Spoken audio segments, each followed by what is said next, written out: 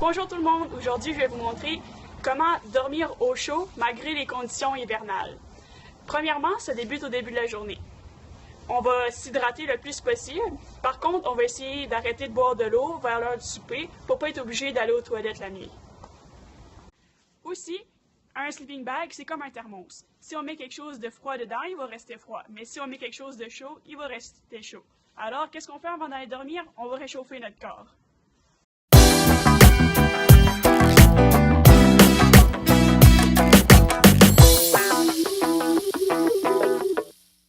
Maintenant, c'est l'heure d'aller au lit. Qu'est-ce que je fais? Je me suis changé dans mon sleeping bag pour me garder au chaud. J'ai mis mes combines de nuit, ma tuque de nuit, des bas secs. J'essaie de me garder le plus possible au sec. Enlever les choses que j'ai mis aujourd'hui pour bouger. C'est vraiment important aussi de mettre son linge qu'on a mis sur son corps pour qu'il puisse sécher durant la nuit. En fond, je les mets dans mes combines de nuit. Je peux aussi les mettre juste en dessous de mon sleeping bag pour qu'ils sèchent avec la chaleur. Mes chaussons surtout.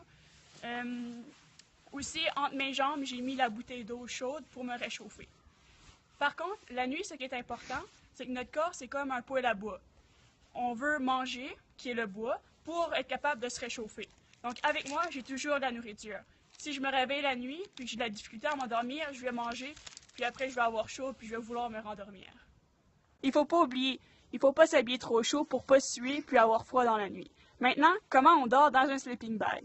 Premièrement, on va ajuster pour que le tout ça soit quand même assez serré pour pas que notre chaleur sorte. On peut avoir des petits ajustements avec des velcro, des petits ajustements avec des petites cordelettes.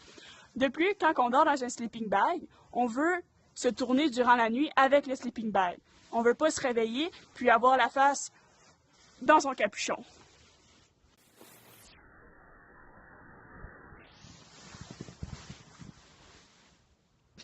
Lorsqu'on respire dans un sleeping bag, c'est important de garder sa bouche et son nez le plus loin possible des parois. On essaie de respirer le plus vers le haut parce qu'on crée de l'humidité. Puis l'humidité va aller sur notre sleeping bag, puis on ne veut pas que ça gèle durant la nuit. Pour conclure, afin de passer une bonne nuit au chaud à l'extérieur, on va essayer de bien s'hydrater, bien manger, puis aussi de se garder au sec.